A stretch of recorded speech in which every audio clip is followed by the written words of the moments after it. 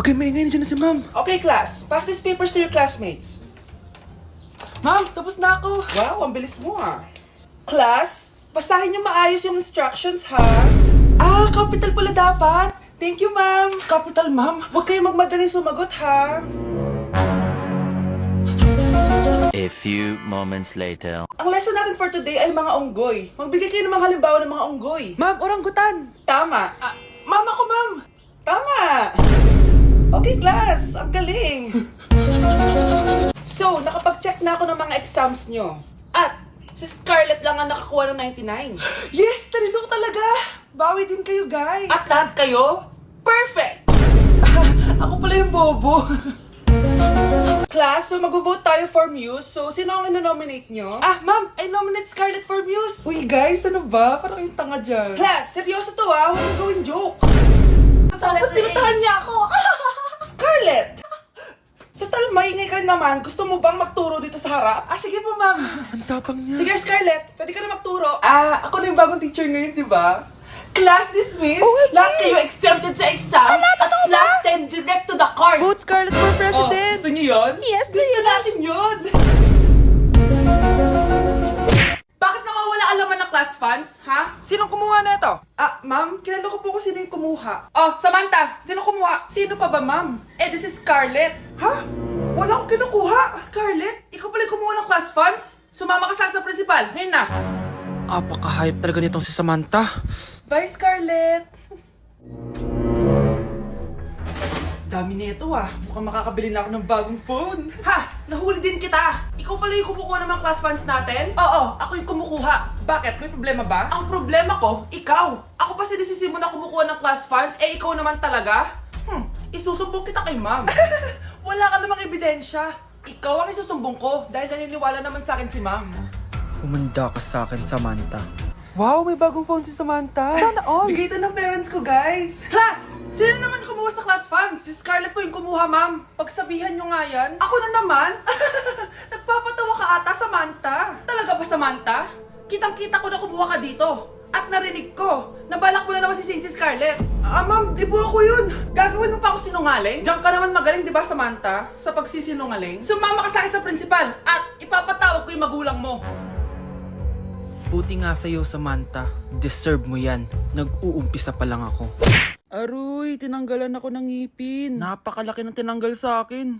Hello guys! Kung napapansin nyo, naka-brace na naman ako. Ilang araw din ako di makakain na maayos dahil sobrang sakit niya guys. So bakit nga ba ako nagpa-brace ulit? Fun fact lang guys, 6 years na ako naka-brace before. Pero di pa rin na-address yung issue sa ngipin ko. Kung makikita nyo sa picture guys, medyo palabas or flared yung ngipin ko. Kaya naman nag-decide na ako na magpa-brace ulit. Sabi din ng dentist ko, kailangan daw tanggalin yung 4 na premolars ko para daw pumasok yung mga ngipin ko. Kaya ngayong araw, tatanggalin yung mga premolars ko. Bago pala ako pumunta ng dentist, kumain na muna ako kasi alam ko di ako makakain mamaya. Buti na lang talaga masarap ang ulam at nakakain talaga ako na madami. Medyo kinakabahan nga ako kasi ngayon na lang ulit ako mabubunutan ng ngipin. Yung last bunot ko ata nung bata pa ako. Dahil tulog pa si Honey Bunch, di ko na siya gigisingin. Ako na lang mag-isa pupunta sa dentist. Good luck na lang talaga sa akin mamaya. So ayan, kinakausap na ako ni Doc. Sabi niya wala daw ako mararamdaman na sakit kasi may anesthesia naman daw na ilalagay. Ito pala yung x-ray ng mga ngipin ko. So yung may black dot dyan, yun yung mga tatanggalin. Kung makikita niyo din, impacted din yung wisdom tooth ko. So ipapatanggal ko din yan soon. Eto na guys, last look na buo ang ngipin ko. Kasi mamaya bungal na ako. Ayan guys, nilalagay na ni Doc yung numbing cream para kapag in-inject na ako ng anesthesia, wala na ako maramdaman. Dito sa part na to, di ko na ma-feel yung bunganga ko. At thank you Lord talaga, hindi siya masakit. Parang hinihila lang yung ngipin mo ganun. Charan! Tapos na, medyo nahirapan si Doc ha. Paano di mahihirapan? Sobrang laki ng kinukuha. Rate ko yung pain niya, siguro 3 out of 10 lang. Pero alam ko mamaya pa to sasakit pag wala na yung anesthesia. Sabi ko din kay Doc kung pwede ko bang itago yung ngipin ko, ilalagay ko lang sa ilalim ng unan. Eto na guys, ang itsura ng ngipin ko ngayon, bungal ira na. Dalawa lang pala muna binunot ni Doc kasi next week daw yung dalawa pa. So yun lang naman guys, bye! Si Mr. Alarcon lang ang nakakuha ng 98 sa exam. Oh, ano kayo yan? Mga bobo! Tapos kayong lahat No, perfect no, kayo. no. Yan, ang yabang kasi. Buti nga sa kanya. Mr. Alarcon, bakit may bulak ka sa tenga? Kasi naman ma'am, palagi niyo sinasabi sa akin na papasok dito tapos lalabas doon, kaya hinarangan ko na. 'Di ba? Aminin niyo ma'am, talino ko doon. Class, lagi niyong tatandaan na hindi pinaparusahan ng taong wala namang ginagawa. So ma'am, di niyo pa ako paparusahan? Bakit, Mr. Alarcon? Kasi di ko po ginawa yung assignment eh. Psst, tali natin yung bag niya. Bilis! A few moments later. Unyes! Sino nagtal ng bag ko? Tubuan sana ng bake sa mukha yun. Ah, ako na po, ma'am. Kuya, galingan mo ah. Anak! Ano po yun, Nay? Huwag kang maingay, may kakausapin ako, ha? Ah, sige po, Nay. Hello, Mars. Natanggap ko na yung pinadala mong panlinis na kubeta. Nay, may tubig po tayo? Oo, nandyan lang yan sa lamesa. Ah, sige po, Nay. Sakit na lalamunan ko. Asa ba yung tubig? Ito ba? Ba't ganito yung kulay? Nay, ito po ba yung tubig? Talaga? Oo yan, anak. Uho na ako.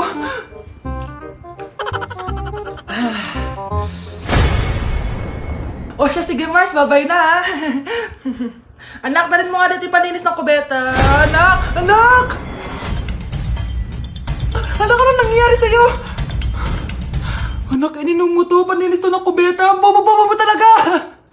Anak, huwag ka muna lalabas. Ha? Bakit po, Nay? Yung kapitbahay natin, nangunguha daw ng bata. Ah, sige po, Nay. Naku, anak, nakakatakot na. A few moments later. Gutom na ako. Nay, may pagkain ba dito? Ano ba yan? Nasa si Nanay? Pagkain ba dito? Walang laman. Nay! Nay! Sinong hinahanap mo? Wow, sarap! Gusto mo na ito? Gutom na ako. Tara sa bahay, madaming ganito. 1 hour later. Anak, ito na pagkain mo! Anak! Anak! Nasaan na ba yun? Anak! Anak! Anak! Anak! Nasaan na yung anak ko? Anak! Saan mo dinala anak ko? Nay, tulungan niyo ako, Nay! Anak! Huwag mo siya sasaktan! Sa isang kondisyon. Ano kailangan mo? Bayaran mo muna sa akin yung utang mong 50k. 50k? Ah, wag na pala. Sa'yo na yung anak ko. Tulog at kain lang naman ginawa niya dito. Oh, eto na mga gamit niya. Ganda nito. Sana maging successful yung pagbebenta ko ng damit noon ha. Mahal, ang dami nating ibebenta mamaya. Manifest natin na makabenta kayo, Nay, para makaahon na tayo sa kahirapan. Hindi ako makapaniwalang nabili ko na yung pangarap kong tig 200,000 na relo. Wow, ang ganda niyan, Tay. Anak, tignan mo itong binili sa akin ng tatay mo.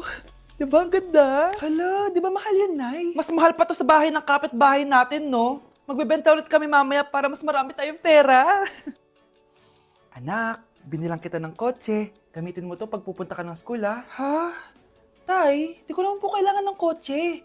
Kaya ko naman po mag-commute. Gumastos pa tuloy kayo. Dami mo naman sinasabi, anak. Sige na, puntahan mo na sa labas. Wow! May sarili na akong sasakyan. Wow, ang ganda naman ng bagong kotse mo, Scarlett. Ah, salamat po. Hindi ka ba nagtataka, Scarlett, kung bakit ang bilis niyong yumaman? Galing yun sa pagbebenta ng damit nila nanay. Ang dami na nga nila mamahaling gamit ngayon eh. Sure ka ba? Na damit lang ang tinitinda nila?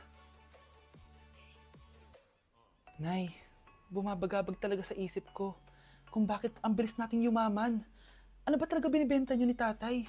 Ano ka ba anak? Malaki talaga ang kita sa pagbebenta ng damit. Pero, Nay, Wala nang pero-pero. Hindi ka ba masaya anak? Na mayaman na tayo? Na nabibili natin lahat ng gusto natin? Sige na, mag-aayos pa ako ng benta ko. Mahal, nakauwi ka na ba?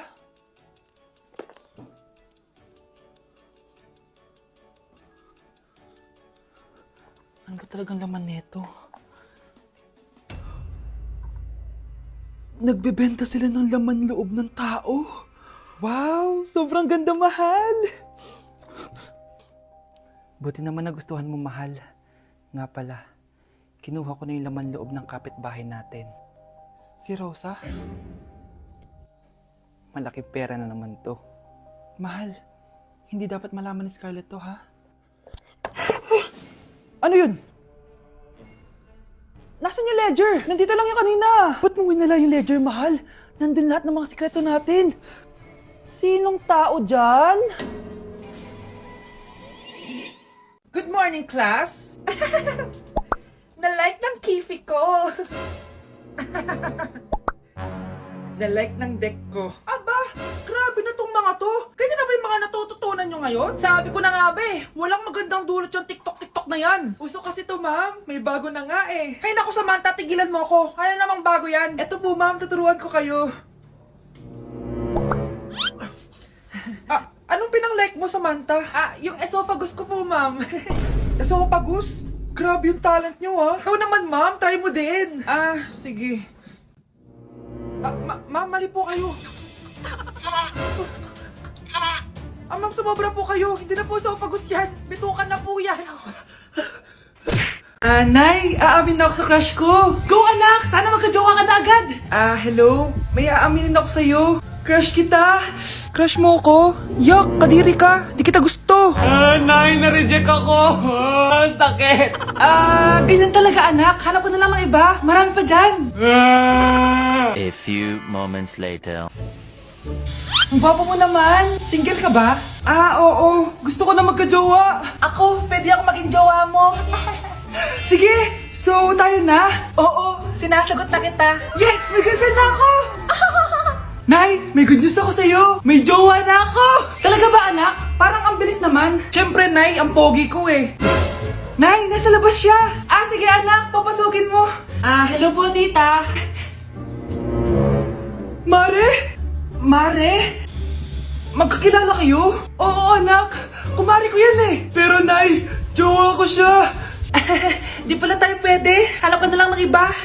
Ayoko na magmahal. Anak, ang kalat dito. Maglinis ka nga. Anak, tingnan niyo po yung nakita ko. Tingnan mo din mo. Yan, diyan ka magaling. Puro cellphone. Buti pa yung anak ni Aling Susan. Tumutulong sa bahay. Pero Nay, nakakatawa po kasi. Sumasagot ka pa. Buti pa yung anak ni Aling Susan, hindi sumasagot. Sige po, Nay. A few moments later. Good news, Nay!